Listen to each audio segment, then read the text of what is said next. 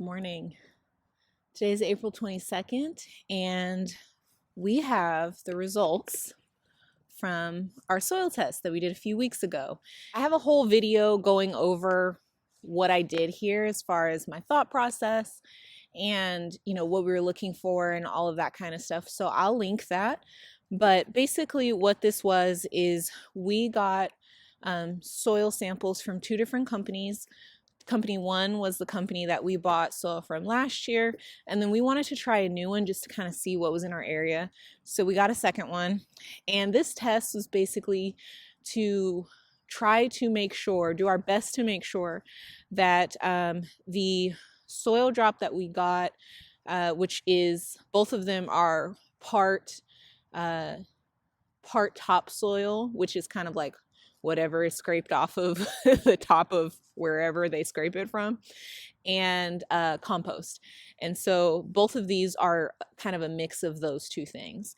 And what we wanted to do was make sure that neither one of these had herbicides in them that would really affect, really most things that you grow in a summer garden, like nightshades, your tomatoes, your peppers, your eggplants. We really grow a lot of those. And so we wanted to make sure that we weren't bringing anything in that was contaminated because, we're bringing in a lot of stuff to fill our garden. We got these soil samples. I put 10 peas in each one and just kind of like let them go, had them sitting out in the rain so I didn't have to water them or anything. The rain did it for me. And I wanted to give them enough time so they would actually sprout and then start to grow a little bit, because with legumes, so peas and beans, what I've heard and what I've researched about this is they will come up really quickly. They sprout way faster than tomatoes and peppers, but then they also show the signs of being sick. If there are herbicides present, they show them very quickly, like within a week. The results are in. Both of these, you can see, look really good. And so that's awesome to know that, as we could have ordered from either one of these companies and they both look great. So that was a relief for us. And even if we order from these companies again, we will continue to do this test every time we bring any kind of outside soil or compost into our garden, just because sometimes the companies don't know either. And it's been a big problem where people have ordered from, the company they always do, or, anything like that. And it just happens to be contaminated based on, some of the stuff that they got into their compost, which was kind of outside their control for a little bit too. So we're always going to do this test in the future before we bring anything in. We are trying to get to the point where we're not bringing as much in. We're trying to make as much compost here on our property as possible. So we have a compost bin going, we have leaf piles going from when our trees dropped all their leaves in the fall. And then we are working on vermicomposting, which is like a whole novella in its own. I'll make a video about, our saga into worm composting, because it's been a mess. So anyway, so both of these companies were really good. And so that was an awesome place for us to start. And what we decided was we were going to go with company two. So this is a new company that we didn't order from last year. The reasons why we went with this company, mostly, first of all, just on their website, I really liked the stuff that they had in their mixture. So it's topsoil, which is kind of like a grab bag. You don't know if it's going to be like sand or clay or perfect, like loomy, nice soil. It's just whatever they scrape off the top of wherever they're scraping. And so both of these are very different. This one actually, it has a lot more like sand and small rocks, and there's like little pieces of bark and stuff like that in it in one. And then this one, we noticed when it came, had a lot more kind of clay texture. But we still decided to go with two, because the company number one, they had the topsoil, and then they had their like compost mix. And when I looked up what their compost mix was, it was peat and green. It said green compost, and those were just the two things that were in it. Peat, I've heard a lot about how it's just, not really sustainable for the environment. And so I'm trying to stay away from that. I'm not hardcore about it or anything like that. And, if you got something with peat in it, don't let people shame you into anything. Do your own research and just try to make the best decision you can with what's available to you. But anyway, I wasn't in love with the idea that it just had green like compost in it because we make that here. So, granted, it would have been higher quantities, but like we can do that here.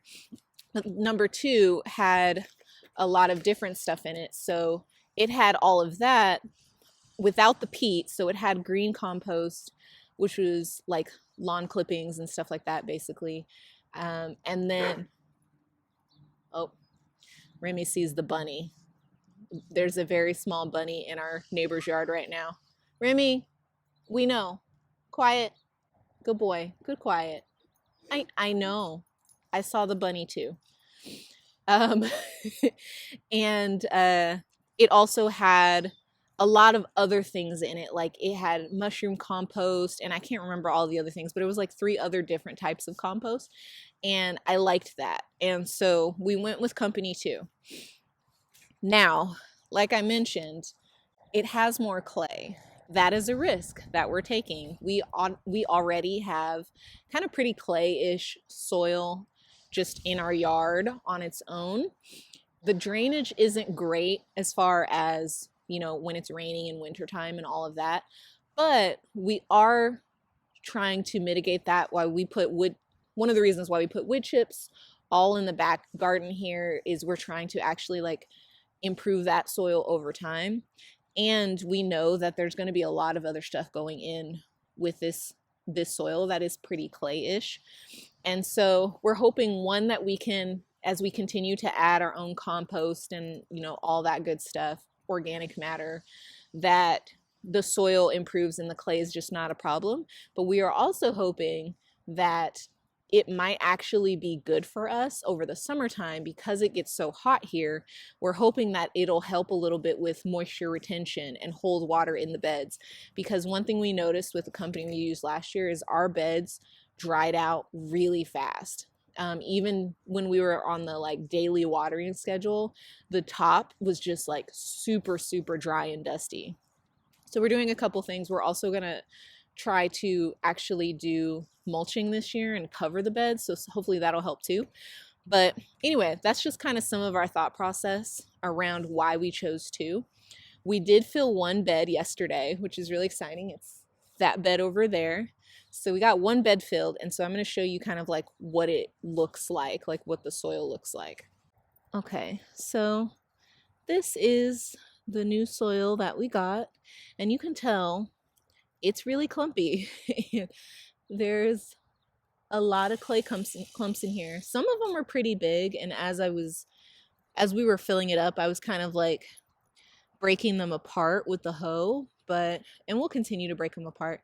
But as you can see, there's a lot of clumps. So we don't think that that'll be a huge problem, but we took the risk, and there was going to be pros and cons with anything, and that's kind of just where we landed. So yeah, so we filled this bed.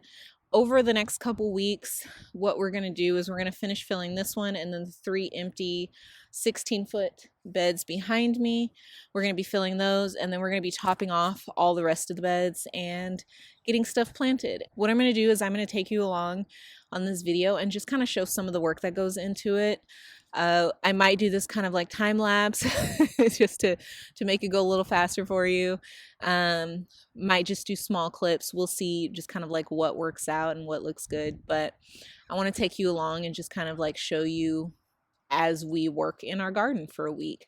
Because usually what happens is sometimes on the weekends we can put in whole days and, put in really solid hours. This weekend, a lot of plans changed, and so we weren't able to do that. But what we do during the week is, 5-10 minutes here, an hour after work, that kind of thing is what works well for us. We're hoping to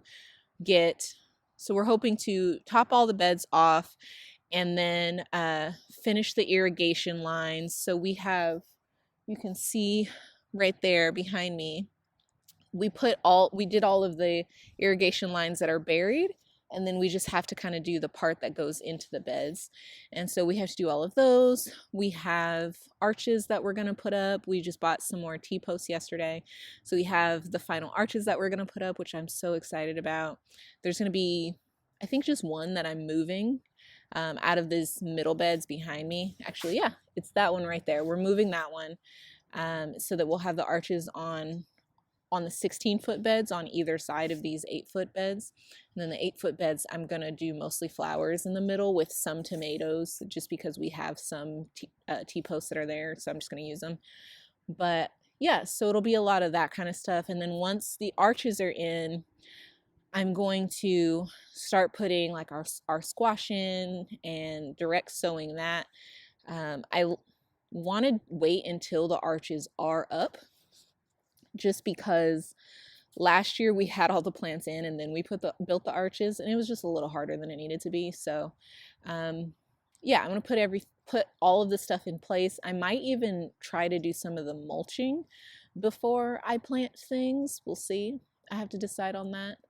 But yeah, then it's just the really exciting part of actually just putting the garden in. So I'm going to bring you along for that. And so the next couple takes will be over the next few days. I'm excited for you to join me for the ride.